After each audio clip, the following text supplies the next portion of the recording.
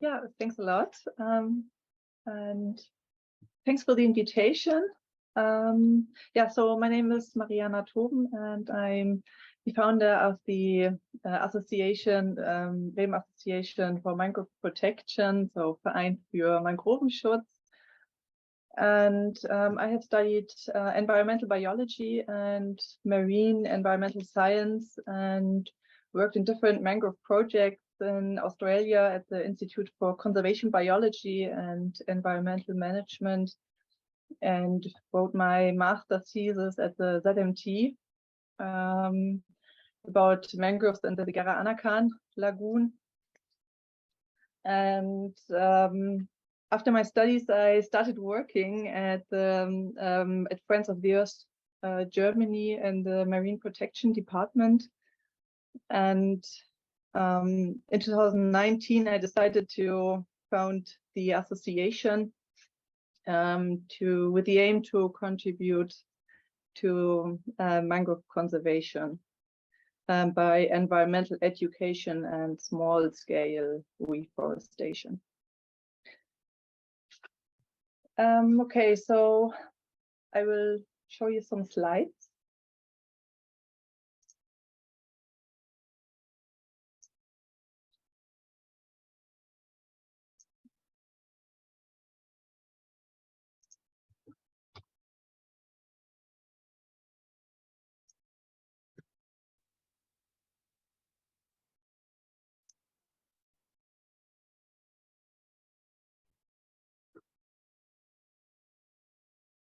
So you can see the presentation? I don't see the presentation. I only see you. Okay. Okay, one sec.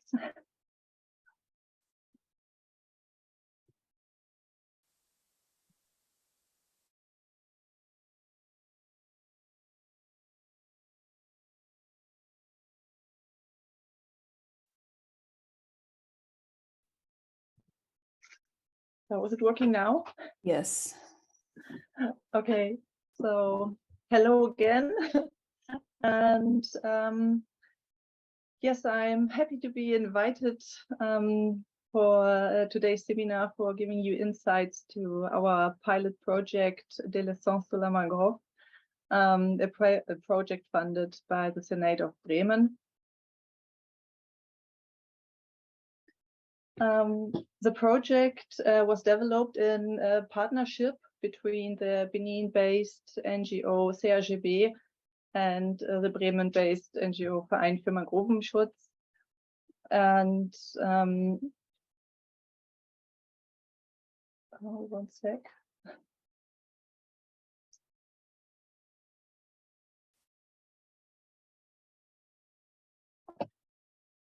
Yeah, and the project is implemented in the fisher village Regulator, a village by the lagoon and ocean in southern Benin.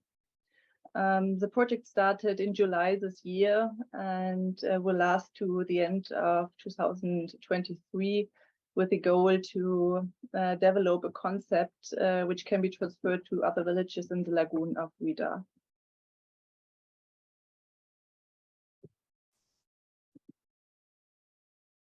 The Bremen-based non-profit Association for Mangrove Protection was founded in 2019 with the aim to make a contribution to the conservation of mangrove forests by educational work and small-scale reforestation. At the moment, we support two projects, one in Benin and one in India.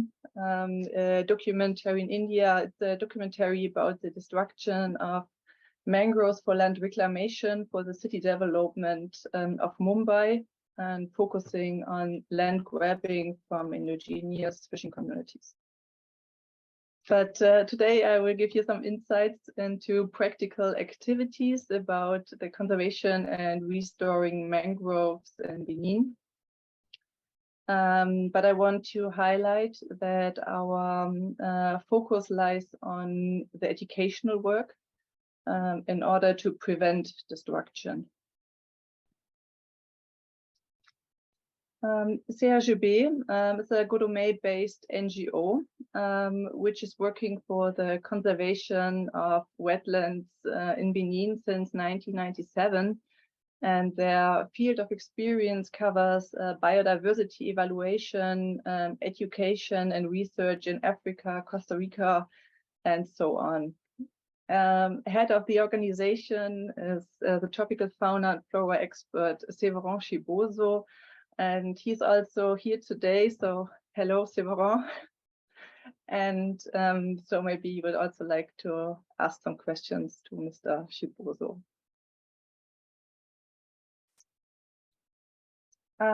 So what are mangroves and why do they matter? Just a small introduction, a short introduction.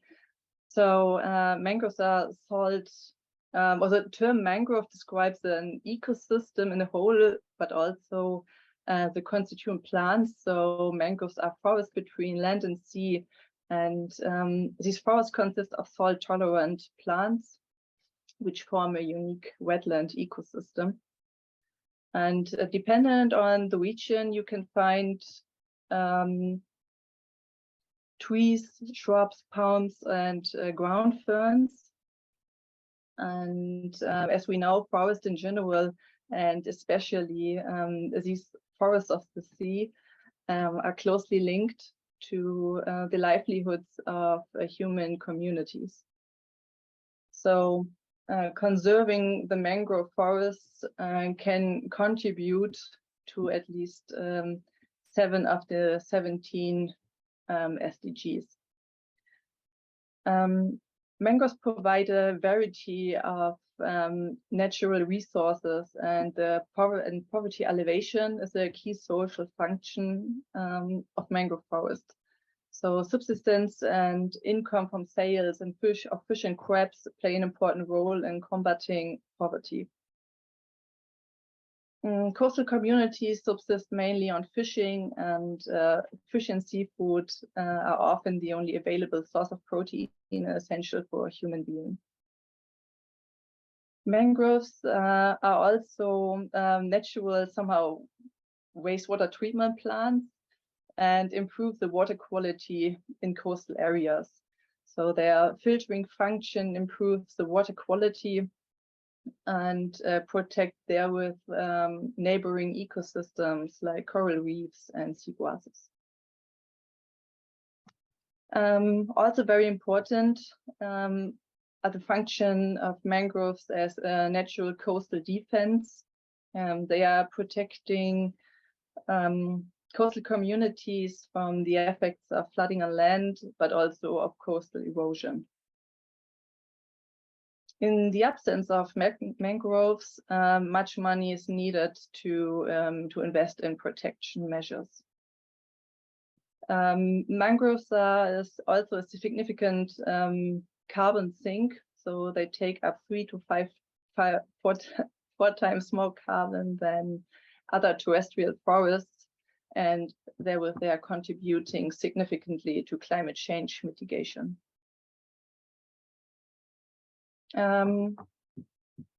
Mangroves are also an important breeding and spawning area, as well as feeding grounds for marine organisms, thus contributing to healthy oceans and marine resources. Because of their location between land and sea, they are also an important habitat for a variety of animals, so contributing to biodiversity.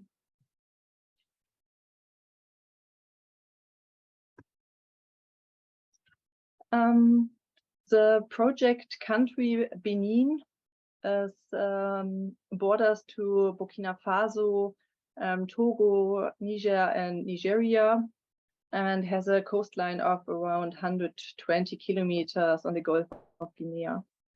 The project site, Aflikete, is located by the ocean and lagoon of Ouida, and the landscape is shaped by grassland, swamps, and mangroves.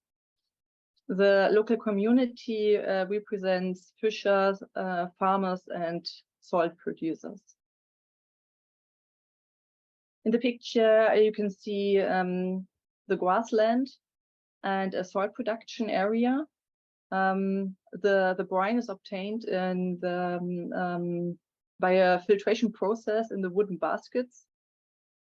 And salt production has a very long tradition in Benin and dates back to 1500 and has ever since practiced in the districts of Aplikete, Jekbaji, and Wakpedaho. Salt extraction is also a woman's artisanal activity and an important source for of income in the dry season from January to May. Salt extraction is considered to be a driving force in the destruction of mangroves in the region, as the process uses wood in various purposes.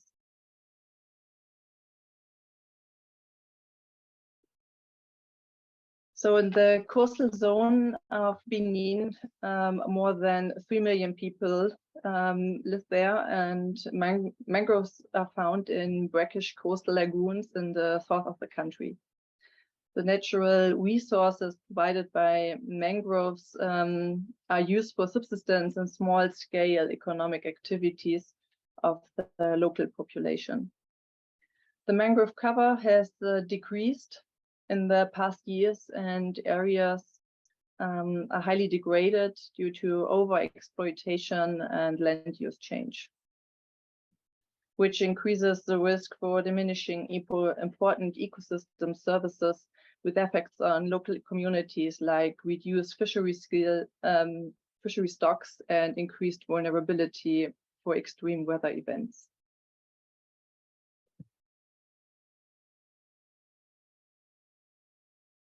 Shortly, what is the role of mangroves in fisheries?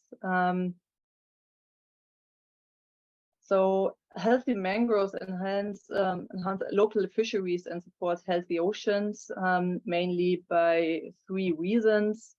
So mangroves produce tons of leaf litter and dead wood, which decompose in the water and serves as food for marine organisms, making mangroves an important part of the food chain. In addition to food, the dense root system and complex structure of the ecosystem provides shelter from predators for young fish, what makes mangrove an important spawning and breeding ground for fish, mollusks, and crustaceans. The roots of the trees provide a hard substrate for shellfish such as oysters. So in conversation with fishermen in Benin in the beginning of this year, fishermen mentioned that they have already noticed that the size and number of fish has decreased over the years, and crabs became rare in certain parts of the lagoon. And vice versa leads the mangrove destruction to reduced fishery yields.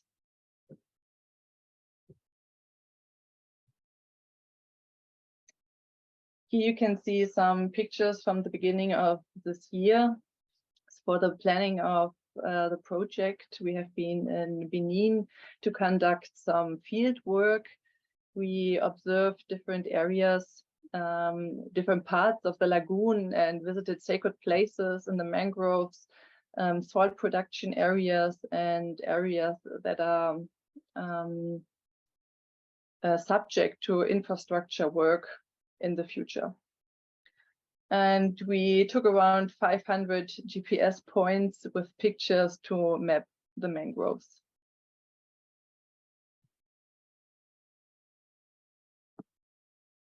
Here also some impressions of the lagoon of Ouida. The pictures of the upper part, you can see fish in a crab trap, as well as the catch of a fisherman. The fish are small in size. And in the pictures of the bottom, you can see the process of salt production. So the area for salt production is cleared by fire before use. So the baskets for extracting the brine are made from mangrove wood and filled with the saline soil. and water is used to wash out the soil, the salt.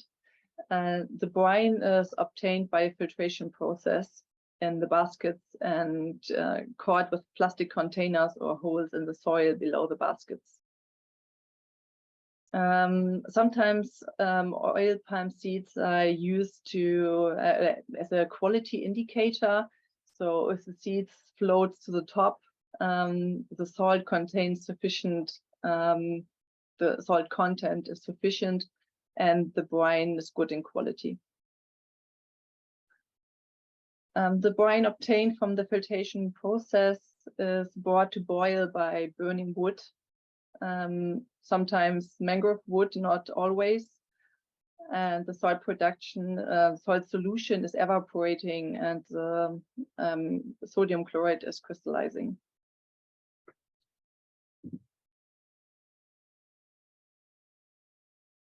Here also some impressions from the lagoon, which happened quite recently.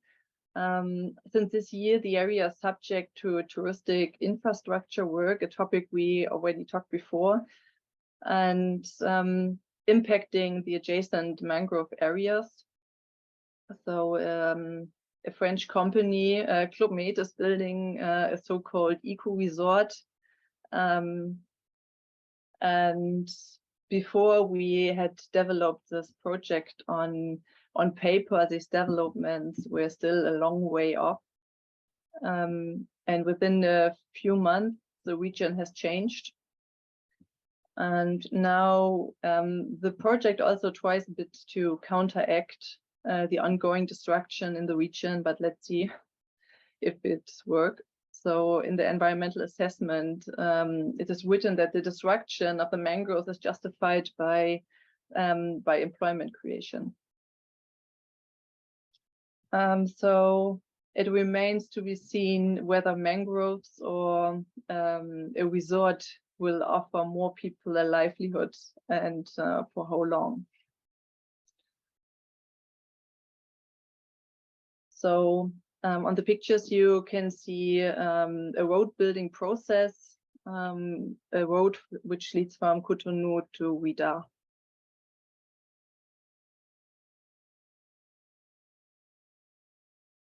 So now about the mangrove species in Benin.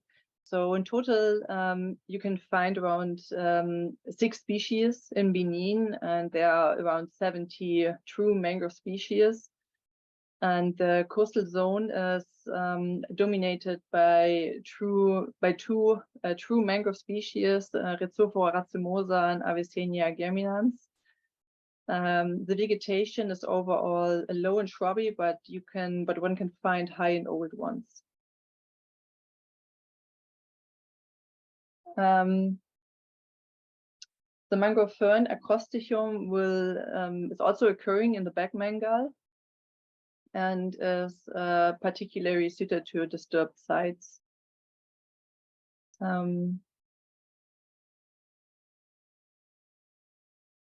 So now we come to the project details. What are the goals of our project de l'essence de la mangrove?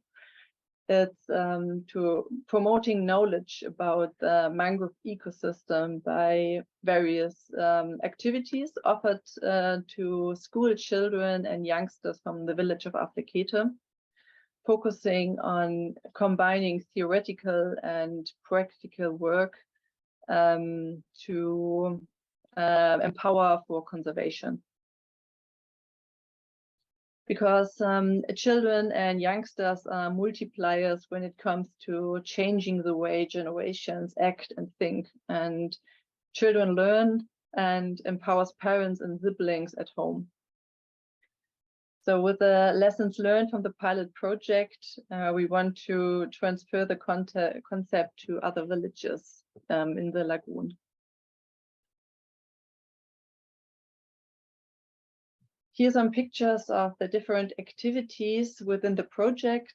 The project combines theoretical and practical work, for instance, lessons and trainings, excursions, but also own project realizations.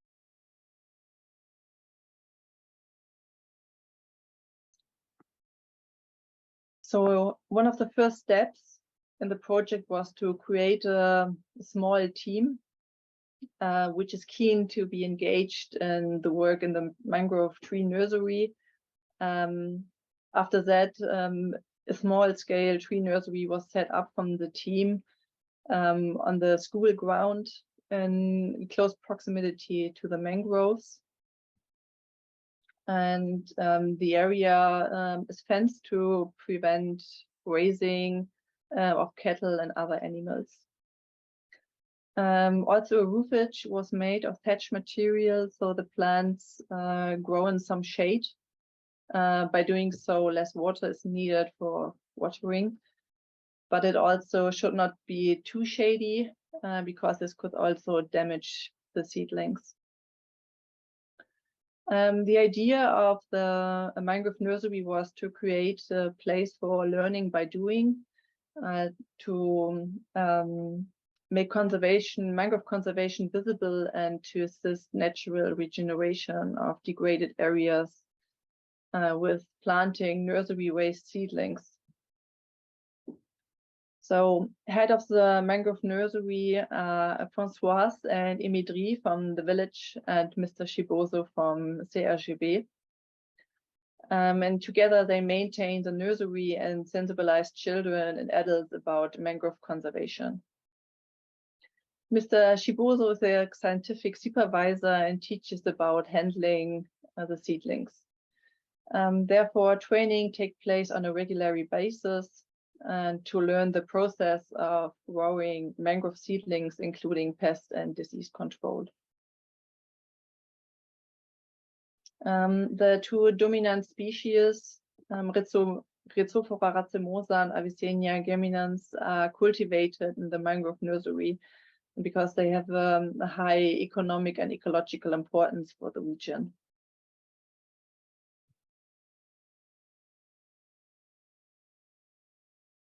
Within the project, we also offer school lessons for providing theoretical knowledge. And so lessons have been developed and which cover the diverse ecosystem services of mangroves, like the provisioning, supporting and regulating services, as well as knowledge on the mangrove species in Benin, as well as about animals and the cultural value of mangroves also for the region within the Voodoo religion.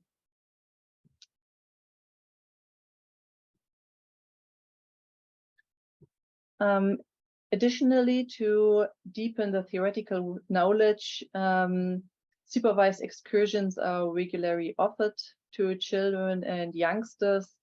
During the excursions, Mr. Chiboso explains the complex ecosystem, bird and fish identifications are done, as well as healthy and mature propagules and wildlings are collected for the nursery.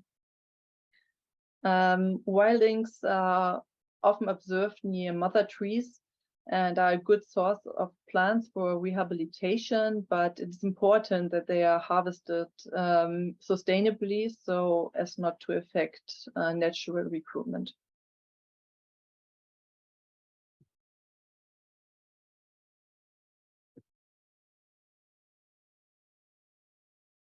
As part of the project, a youth group was also founded, which meets 2 to 4 times a month. And Mr. Chiboso supervises the group by developing their own projects and community initiatives in short, mid, and long term, as well as finding solutions for local problems. Excursions in the mangroves are also conducted to discover the mangrove biodiversity and learn about the flora and fauna.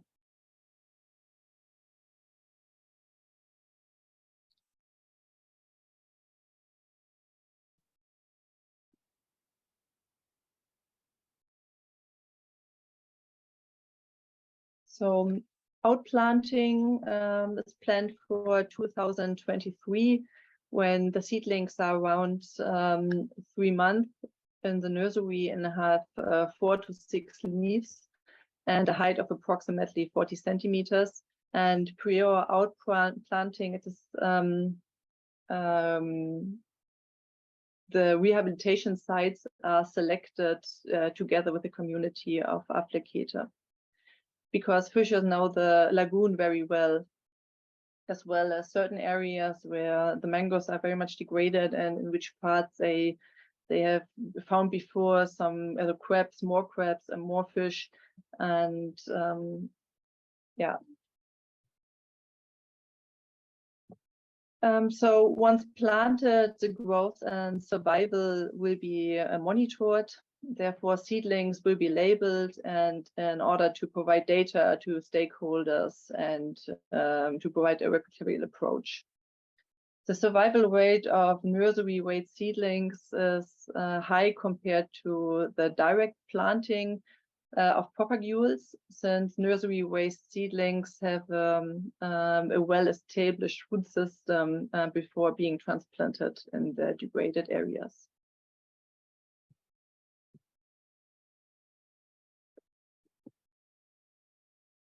We also included a small upcycling project or recycling project.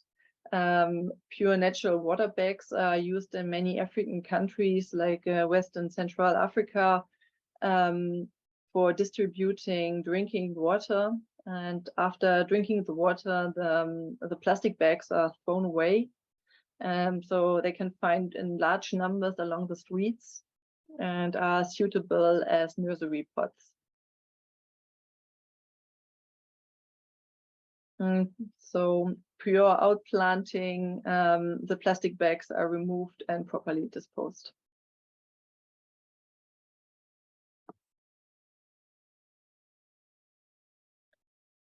So here a small summary. What are the outputs of the project? So educational materials for lessons on mangroves for children and youngsters, and the competence development for children, so they gain knowledge and skills through lessons, excursions and trainings. And established mangrove tree nursery, which makes mangrove conservation visible and supports planting mangrove seedlings in degraded areas to assist natural regeneration.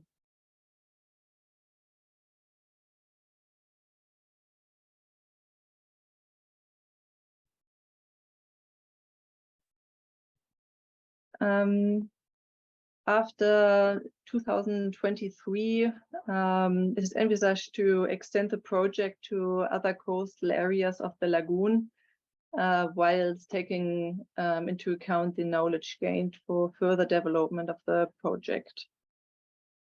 So here on the map you can see the area of the lagoon where we are thinking of extending the project.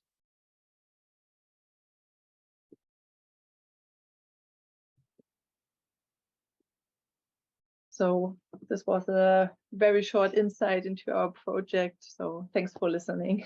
Any questions? Thank you, Marijana. So I'll wait again just a second to see if anybody puts their hand up. Otherwise, I have a few to ask.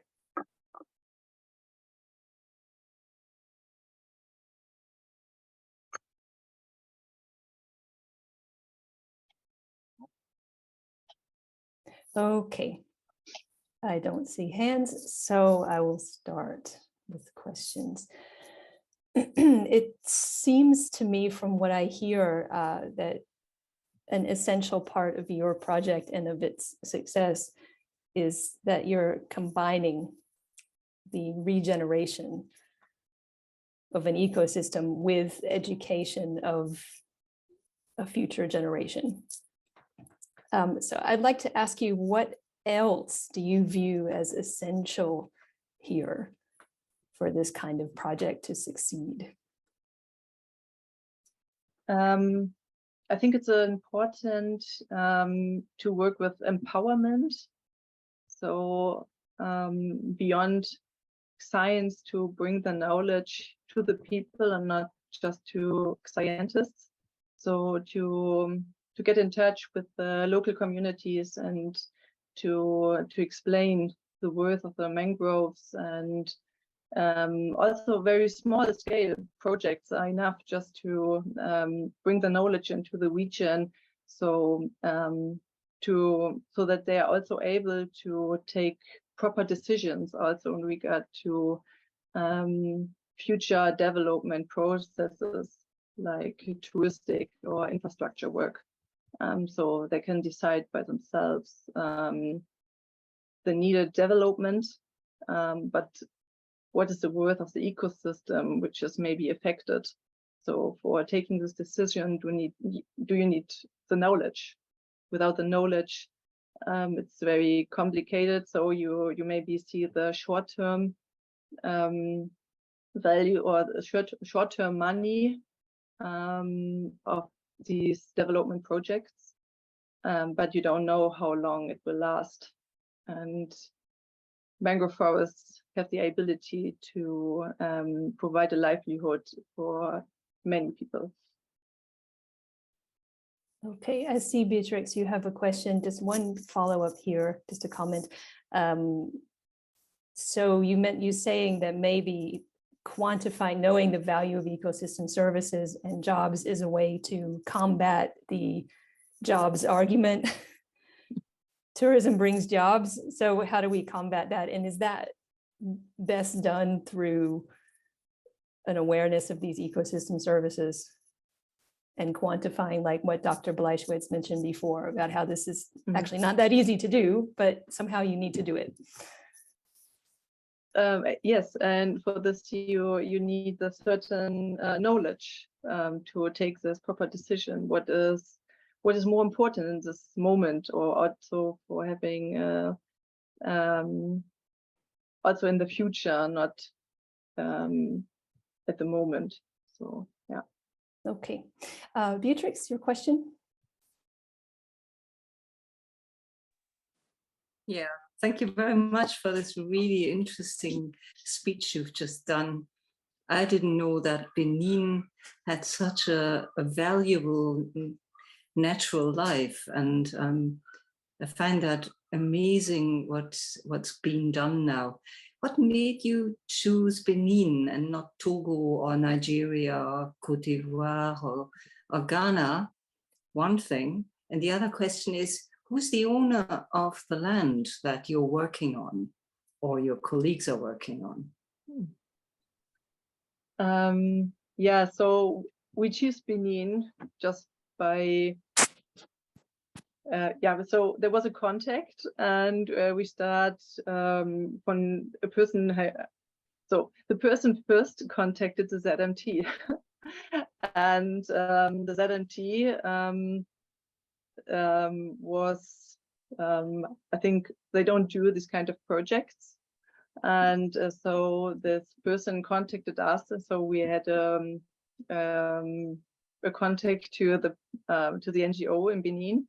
And we worked a while, I think a couple of months, of how this project could look like. So what kind of components we want to focus on, and what is the need of the region. And Mr. Shibozo is working in this kind of field since a very long time. And yeah. So this is why we choose Benin, just by instance. And the second question was, who's the kind of land?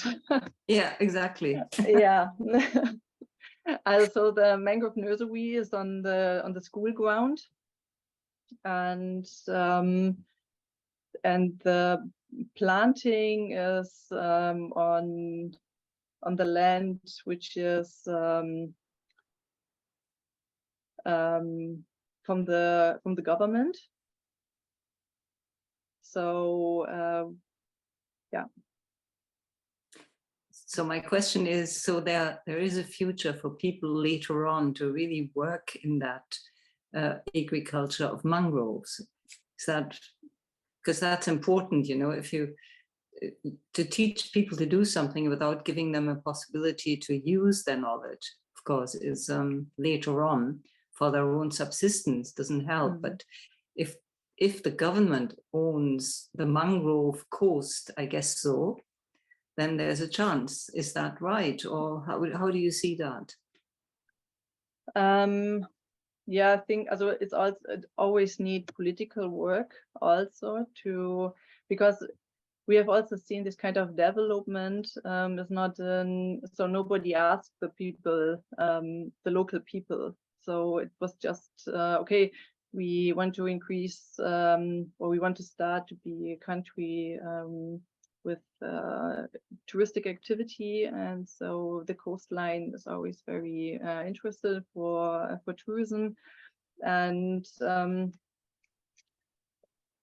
so I think to give the people skills to be able to sustain the lagoon by themselves. So no matter what will happen in the future, and I think this makes them also a bit less dependent, and they have knowledge which they can transfer to further generations about the importance of mangroves, and have also skills, not only theoretical knowledge, to combine this, and in order to prevent further degradation. And this was also the idea of this youth club, that the young people thinking about local problems, and maybe at some point maybe are starting to work politically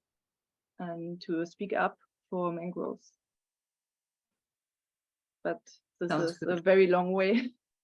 Yeah, of course, it's a long way, and it's a long way of education and also developing the political institutions a bit into that direction as well. Because I remember that WIDA is quite a, if you can talk about tourism in Benin, it's quite a point of tourism, isn't it? Mm. Yeah. Mm. Yeah. So it needs to be side by side. So you have to try to sustain the mangroves in the lagoon, because it's not like that all the people will find work in hotels and in touristic activities. So, and then it's also, it depends on what kind of companies. Are these multinational companies who come to these areas? Sometimes they bring their own employees from Europe who are working there, but not the local people work in these hotels. And it's also important that the hotels are not closed. So it's so that they use their infrastructure and eat outside and bring the money into to the local people also. So, and there's also a way of ecotourism, so without having an impact on mangroves, and they can also use their knowledge to explain tourists about the importance of mangroves and why they need to be preserved, and what is also their cultural value, and so on, so on. Yeah, that's a great work. Thank you very much. Because Thanks. I didn't know that about mangroves, and I learned a lot today. Thank you. Oh, thanks.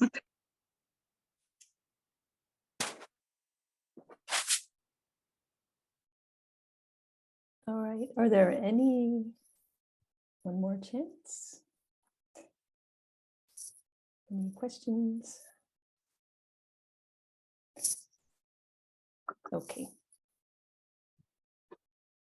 Then I have one more.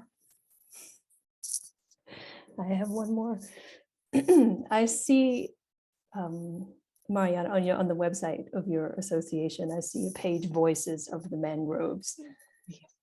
And this struck me, it was very interesting. I don't normally see this when I look at the websites of NGOs or organizations that do work like yours.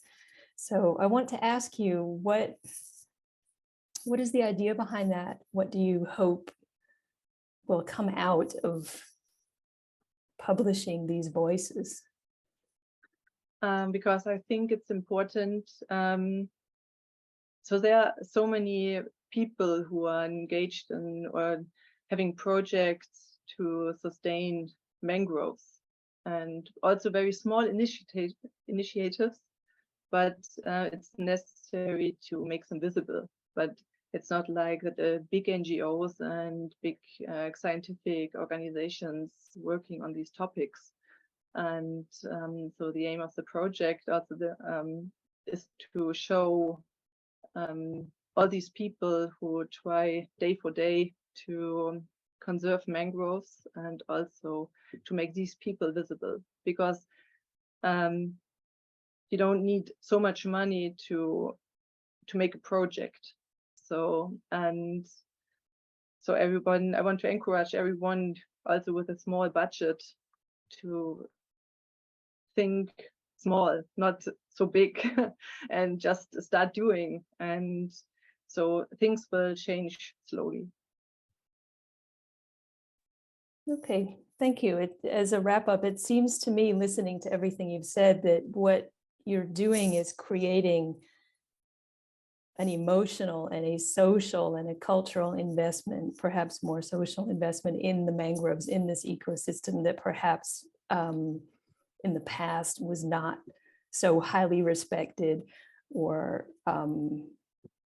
seen as so completely necessary.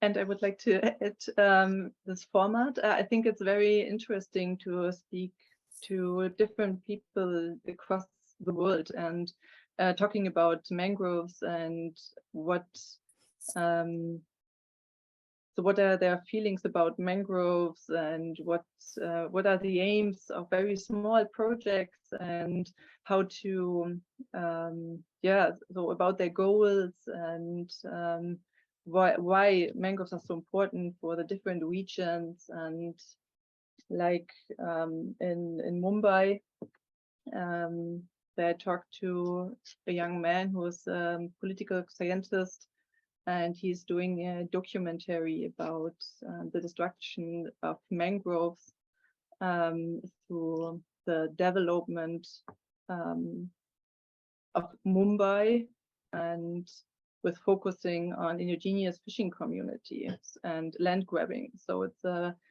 a big topic, and I think also media needs to focus on very small projects and bring them or make them visible. Okay. And with your page on your website, you're doing part of this. He has a video there. I saw on the page. Yeah. It's very nice.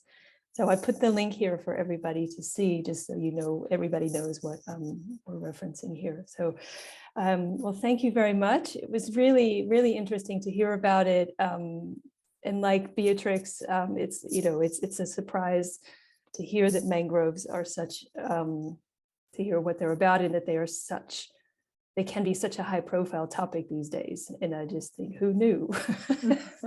So thanks a lot. Thanks.